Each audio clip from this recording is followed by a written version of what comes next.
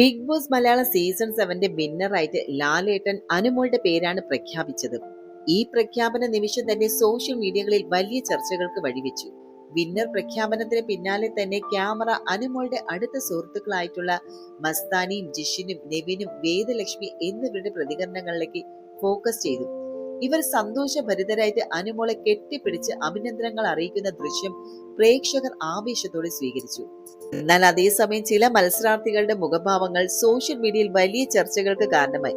പ്രത്യേകിച്ച് ശൈത്യയും നൂറിയും ആദിലയും ഉൾപ്പെടുന്നവരുടെ അസൂയ നിറഞ്ഞ മുഖം ക്യാമറ പകർത്തിയതായിട്ടും ആരാധകർ അഭിപ്രായപ്പെട്ടു. അനുമോളെ നേരിട്ട് വിഷ് ചെയ്യാതെയും പകരം അനീഷിനെ കെട്ടിപ്പിടിക്കാൻ ഓടിയ ശൈത്യയുടെ പ്രതികരണം പ്രേക്ഷകർ ശ്രദ്ധിച്ചു.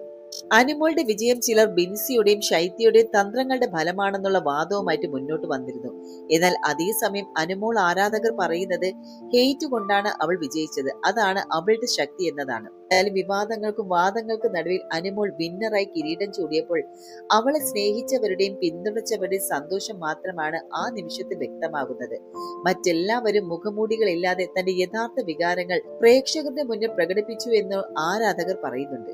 എന്നാൽ ഫൈനൽ നിമിഷങ്ങൾ തന്നെയാണ് ബിഗ് ബോസ് സീസൺ 7 യഥാർത്ഥ മുഖം കാണിച്ചു തന്നത്. സ്നേഹവും അസൂയയും ചേർന്ന ഒരു കലവറയായി.